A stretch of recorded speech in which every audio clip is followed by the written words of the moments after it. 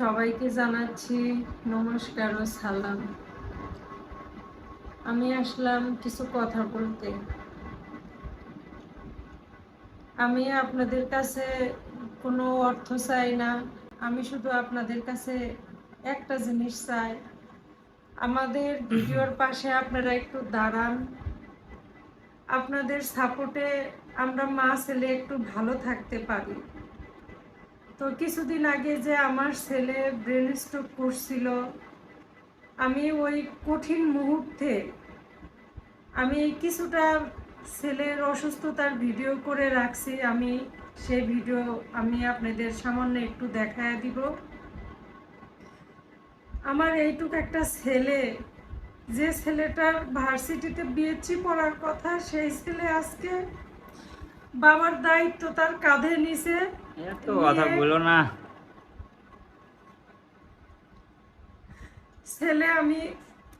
ছেলে আমার এত বড় চাপ সহ্য করতে পারে নাই, যার জন্য ব্রেন স্ট্রোক করে ফেলছিল। আমাদের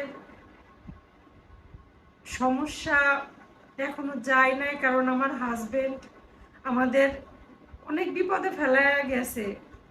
এর আগে ভিডিওতে বলছি, আজকে আর বলতে চাচ্ছি না। আমি শুধু এইটুকুই চাচ্ছি, আপনারা আমার পাশে দাঁড়ান, আমাদের পাশে দাঁড়ান। আপনারা পাশে দাঁড়াইলে আমরা সামনের দিকে আগাইতে পারবো। যাই হোক, কিছু মনে করবেন না।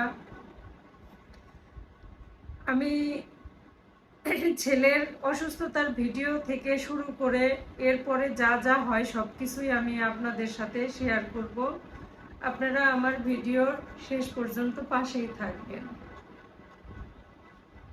বাবা, বাবা, এ বাবা, বাবা, ওরকম করিস না বাবা, চল হাসপাতালে যাই, চল। ওরকম করিস না বাবা, ওরকম করিস না বাবা, ওরকম করিস না বাবা, আমি হাসপাতালে নিয়ে যাবো, চল। এই দে, ওরকম করিস না, এই দে, এই দে, এই দে, এই দে, ওরকম করিস না বাবা।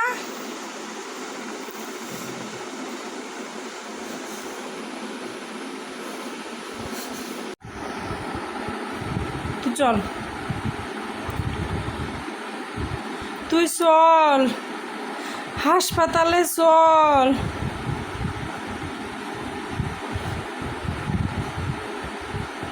তুই হাসপাতালে চল, আমি একা একা তোকে নিয়ে যেতে পারছি না, আমার সাথে একটু আস্তে আস্তে নামেক না বাবা।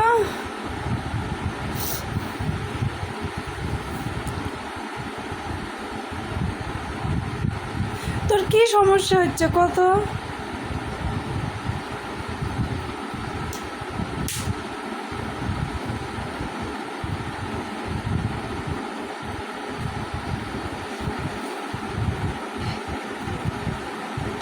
কাউকে তো ডাকতেও পারছি না, কাক ডাকবো? আমি একা একা কিছু করতেও পারছি না।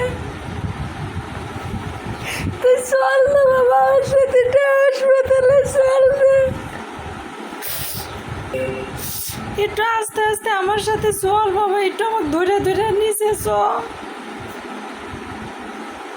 একটু হাসপাতালে চল না বাবা, আমি একা একা পারছি না। একটু চল না বাবা হাসপাতালে, আমার মন মানিচ্ছে না।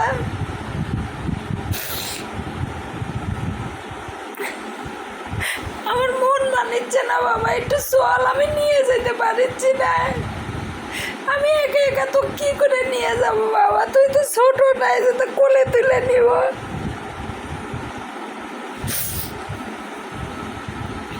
বাবা চল না, শোনো আমার, এ বাবা চল না, একটু চল না বাবা, আমি ধরে ধরে নিয়ে যাচ্ছি বাবা।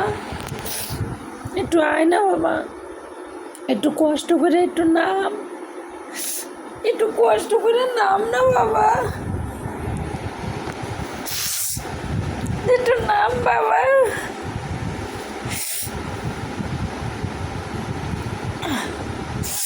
একটু কষ্ট করে নাম বাবা।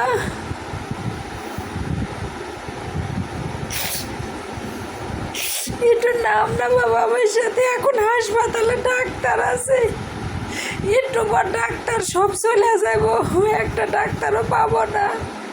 চল না বাবা একটু ডাক্তার দেখে নিয়ে আসি।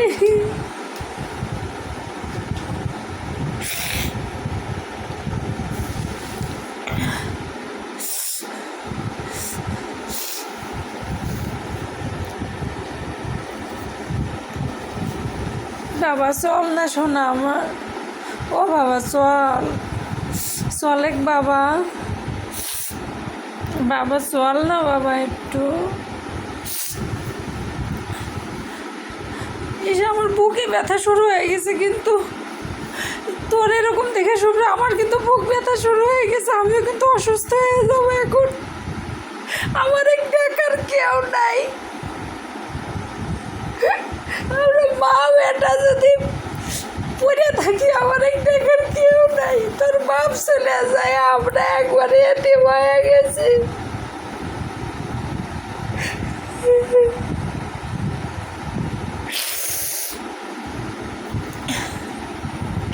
চল না বাবা, আমার বুকের মধ্যে ব্যথা শুরু হয়ে গেছে। শুভ্র একটু চল বাবা, তুই ডাক্তার দেখালে আমি শান্তি পাবো।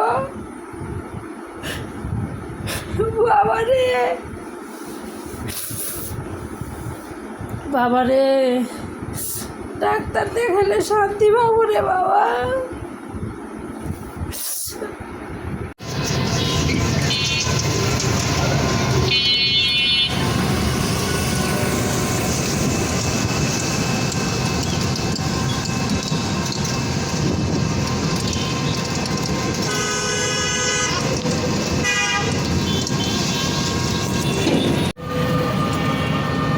বাবা ওরকম করিস না বাবা, ওই জ্বর গায়ে হাত দিতে দিচ্ছে না, কেমন যেন করতেছে, ধরতে দিচ্ছে না। বহুত কষ্টে আমি উপর থেকে নিচে নামায় নিয়ে আসলাম, গায়ে হাত দিলে বিরক্ত হচ্ছে। বাবা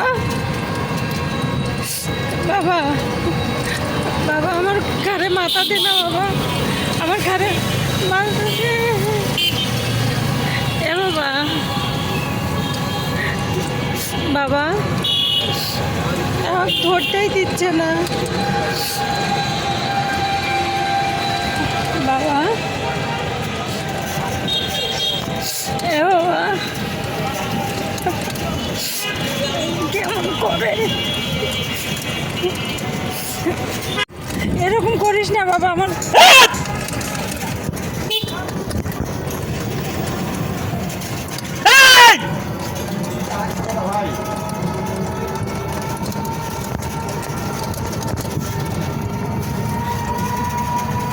গায়ে হাত দিতে দিচ্ছে না, গায়ে হাত দিলে কি বেরোচ্ছে।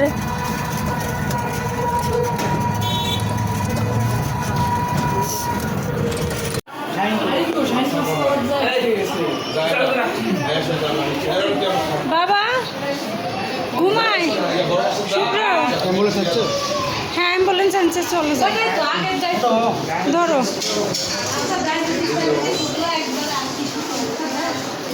আসে গেছে অ্যাম্বুলেন্স,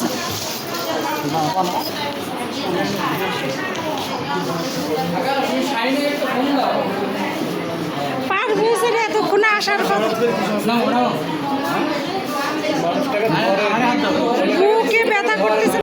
ছেলে অসুস্থ হওয়ার পরে ছেলেকে আমাদের নাটোর সদর হাসপাতালে নিয়ে যায়, সেখান থেকে রেফার করে রাজশাহী মেডিকেলে। রাজশাহী মেডিকেলে নিয়ে গিয়ে ভর্তি করানোর পর ডাক্তার দেখছিল, ডাক্তার দেখার পরে অনেকগুলো টেস্ট দিছিল। তো তার মধ্যে 4টা টেস্ট করানো হয়েছিল, বাকি কোনো টেস্ট ছেলে করে নাই। তার ভিতরে ছিল সিটি স্ক্যান, আর সিটি স্ক্যানটা রাজশাহী মেডিকেলের ভিতর ছিল না, সেটা বাইরে করা হতো, আর বাইরে অনেক খরচ ছিল। মেডিকেল থেকে বলা হয়েছিল সিটি স্ক্যান মেশিন নষ্ট, তাই বাইরে গিয়ে সিটি স্ক্যান করতে হবে। ছেলের জ্ঞান ফেরার পর ছেলে বলছে যে এই টেস্ট করাইতে কত টাকা লাগবে। তো যখন টাকার অ্যামাউন্ট ছেলে জানতে পারে তখন ছেলে কোনো পরীক্ষাই করলো না, কোনো টেস্ট করলো না। ছেলে বলতেছে ছুটি নিয়ে বাড়িতে চলো।